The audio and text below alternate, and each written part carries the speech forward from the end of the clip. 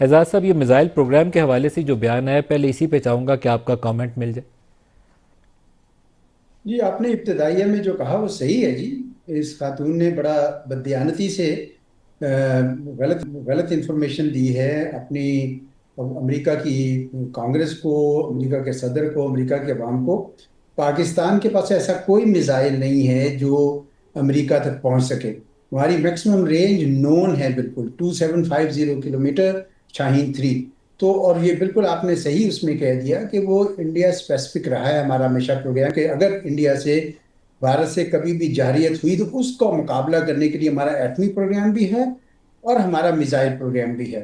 तो एक तो ये बात गलत की। दूसरा ये कि इंडिया का नाम नहीं लिया बीच में, और उसमें तो अग्नि 5 जो है वो 5000 से 8000 किलोमीटर तक जाता है।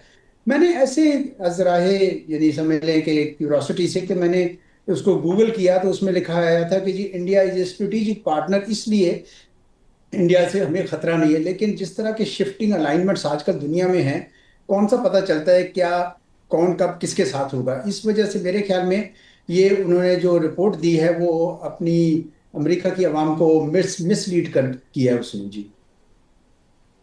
हम्म।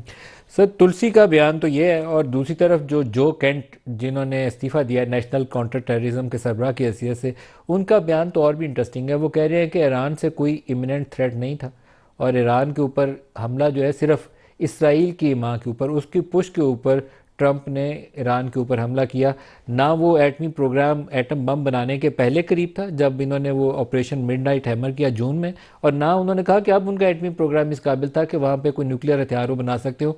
सिर्फ इसराइल चाहता था, इसलिए उसने हमें धक्का दिया और हम इस जंग के अंदर कूद गए। अली लारिजानी की असैसिनेशन के ऊपर भी उनका कमेंट बड़ा इंटरेस्टिंग है। उन्होंने कहा वो पीस टॉक्स के लिए वो खुले थे, ओपन थे, बातचीत पे आमादा थे, इसीलिए इसराइल ने उनको असैसिनेट कर दिया। और अली खामेनाई की शहादत के ऊपर भी उनका बयान यही है कि अली खामेनाई एटमी प्रोग्राम को इतदाल के एक ख़ास लेवल से ऊपर नहीं ले जाना चाहते थे, और इन्होंने उनको मारकर उनकी शहादत के बाद एक रास्ता खोल दिया। तो उनका बयान तो तुलसी से मेरे ख्याल में बिल्कुल ही उलट सिमत में जाता है। जी जी, बिल्कुल आपने सही कहा। अगर चाहे ईरान के जो मिसाइल हैं वो भी अमेरिका तक नहीं पहुंच सकते, वो भी मेरे ख्याल में इसराइल तक ही पहुंचते हैं।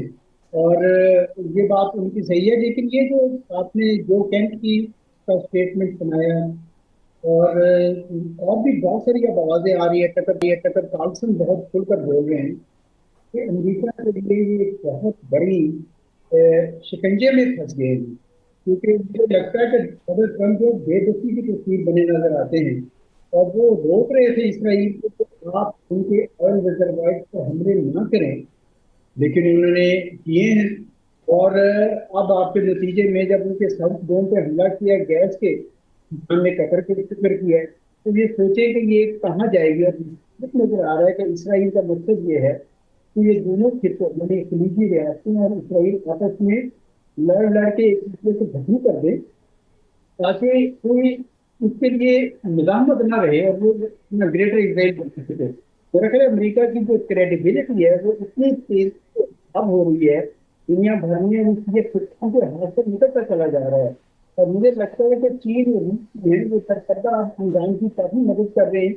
इसलिए जो लोग डिस्कस कर रहे हैं ना, 4-5 ऑप्शन डिस्कस कर रहे हैं कि क्या होगा जंग में, तो ये अमेरिका जीतता जो नजर नहीं आ रहा। तो ये बड़ी एक अफसोसनाक बात है कि अमेरिका का सदर जो है, देश आगे लगकर इसने अपने पूरे मुल्क का अख्तियार भी खत्म किया है, तो इतनी ज्यादा हलाकतों का बायस भी बनेगा।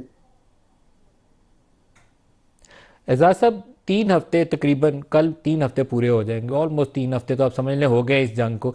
और इस जंग में अभी तक अमेरिका जो दावा लेकर अंदर मैदान में उतरा था, इस वाइस इसके कि वो ईरान के अंदर बहुत ज़्यादा तबाही में मुलव्वस है, उसकी क़यादत की शहादत के अंदर मुलव्वस है, और ये सारी गैर कानूनी है, कोई यूएन सेंक्शन कोई इसके साथ शामिल नहीं है। सिर्फ इसराइल और अमेरिका दोनों इस वॉर के अंदर घुसे हैं बगैर किसी इंटरनेशनल सेंक्शन के।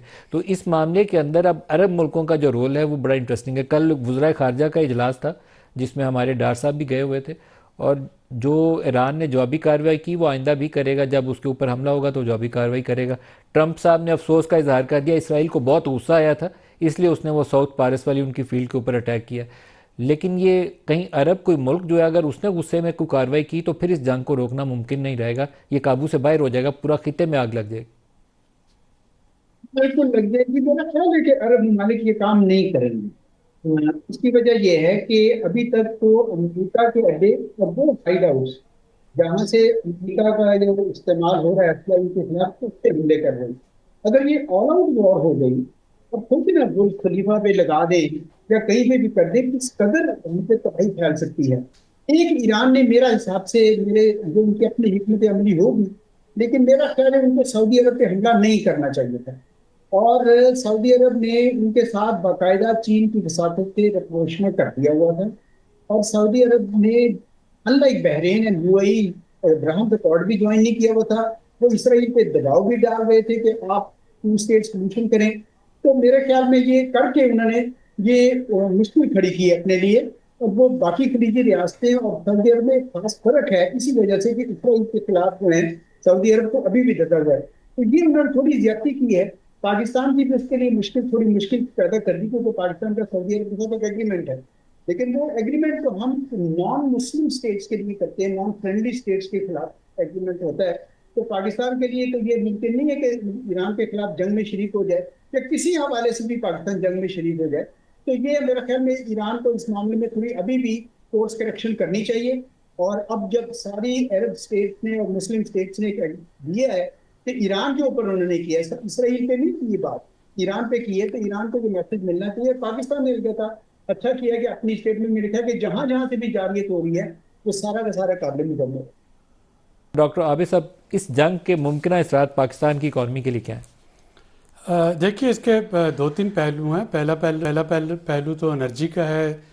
और इस वक्त जो मैं देख रहा हूँ वो सिर्फ कीमतों का बढ़ना नहीं है, बल्कि सप्लाई अनसर्टन हो जाना, कि क्या ये पॉसिबल भी रहेगा अगर ये इसी तरह से अस्कलेशन बढ़ती है, स्ट्रेट ऑफ हॉर्मज़ जो है वो इसी तरह से अगर ब्लॉक रहता है, या जो अभी रासल फान जो है एलएनजी स्टेशन, वो उस फील्ड को जब बंद करना होता है और दोबारा उसको स्टार्ट करना, तो इसका मतलब यह है कि कम से कम हम 4 से 6 हफ्ते की बात कर रहे हैं उसका कूल डाउन पीरियड। और उसको 4 हफ्ते तो पक्के हैं। तो और उसको दोबारा से फिर एक्टिवेट करना, अगर किसी किस्म का कोई इंफ्रास्ट्रक्चर लॉस उसमें ना हो। ये तो कुछ इनडायरेक्ट लॉसेज है। अगर हम डायरेक्ट लॉस की बात करते हैं तो देखिए, $10 पर बैरल अगर इजाफा होता है तेल की कीमतों में, तो पाकिस्तान में आज के रेट के हिसाब से 280 रुपये अगर डॉलर को लें तो ये 18 रुपये पर लीटर सीधा सीधा इजाफा है।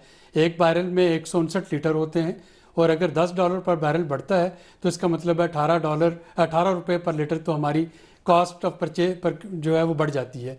अभी जो 55 रुपये इजाफा हुआ, अगर मैं इसको पिछले 3 हफ्तों के टोटल इजाफे को देखूँ तो गो के पाकिस्तान में 20% इजाफा सबसे ज़्यादा इजाफा है।